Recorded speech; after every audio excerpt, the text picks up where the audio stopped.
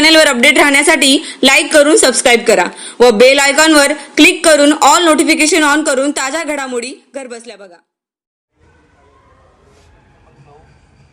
लक्षवेधी क्रमांक 9 नंदुरबार जिल्हा हा आदिवासी बहुल जिल्हा आहे। अध्यक्ष महोदय वितरित केल्याप्रमाणे अध्यक्ष महोदय, नंदुरबार जिल्हा हा आदिवासी बहुल जिल्हा आहे।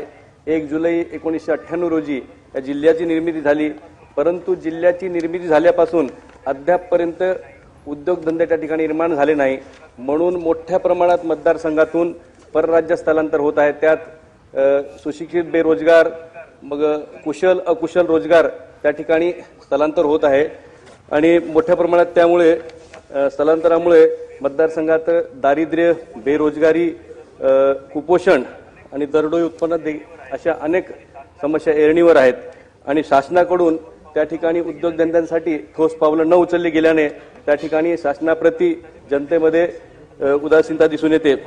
अध्यक्ष महोदय, माझा मतदारसंघ हा 2 राज्यांना जोडणारा आहे, गुजरात आणि मध्य प्रदेश।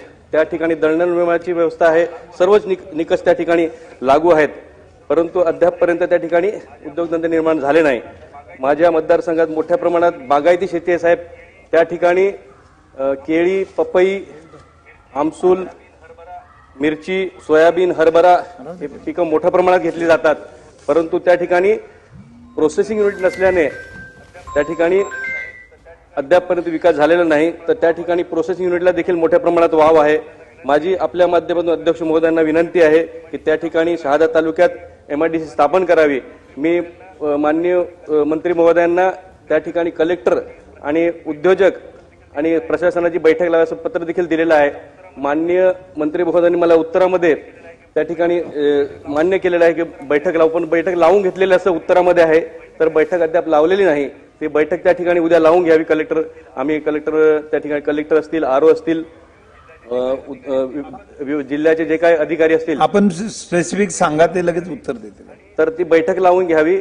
आणि त्याच्यामध्ये उत्तरामध्ये माननीय मंत्री महोदयांनी मान्य केलेलं आहे की एकूण जिल्ह्यामधले 66% कुटुंब हे परराज्यात स्थलांतर होतात, त्याच्यापैकी 53% हे केवळ माझ्या शहादा मतदारसंघातले आहे, म्हणून त्या ठिकाणी गुजरातमध्ये स्थलांतर होतात, म्हणून त्या ठिकाणी MIDC होणं आवश्यक आहे।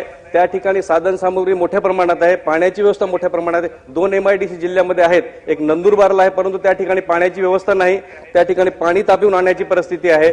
त्या ठिकाणी उद्योजक जायला उदासीन आहे आणि नवापूर येथे आहे ते मिनी MIDC आहे, त्या ठिकाणी लांब आहे, त्या ठिकाणी मोठ्या प्रमाणात स्थलांतर नाही।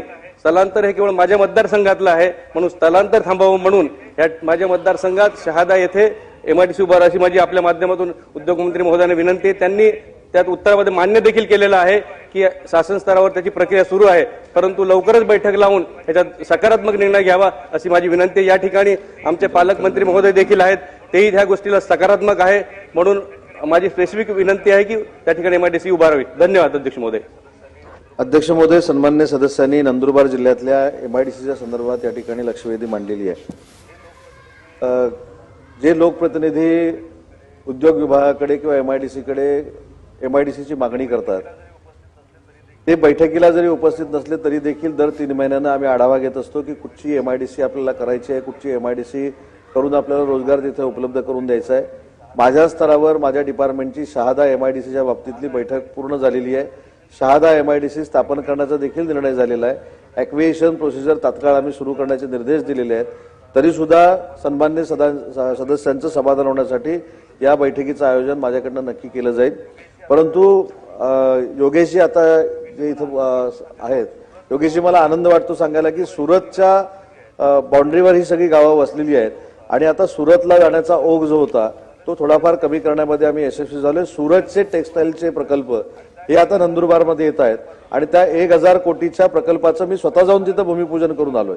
आणि महाराष्ट्रातला नंदुरबार जिल्हा हा असा एक जिल्हा आहे की ज्याला जे मुलं तिथं शिक्षण घेत नाहीत किंवा त्या नोकरीमध्ये येत नाहीत अशा विद्यार्थ्यांना थेट ITIशी कनेक्शन करून त्यांचा खर्च देखील MIDCनं उचलण्याचा निर्णय महाराष्ट्रामध्ये पहिल्यांदा आम्ही घेतलेला आहे। त्याच्यामुळे 1000 कोटीचे प्रकल्प नंदुरबारला नव्याने येत आहेत, त्याची भूमिपूजन देखील झालेली आहे। MSME मधनं जवळजवळ 254 कोटी रुपयाची इन्व्हेस्टमेंट ही स्मॉल स्केल मध्ये झालेली आहे, MSME मध्ये झालेली आहे। त्याच्यातनं देखील 8 ते 10 हजार लोकांना रोजगार उपलब्ध झालाय। परंतु शहादा एमआयडीसीच्या बाबतीमध्ये सन्माननीय सदस्यांनी जो मुद्दा मांडलेला आहे त्याच्यावर संपूर्णतः सकारात्मक कारवाई सुरू आहे. शहादा एमआयडीसी 100% केली जाणार आहे.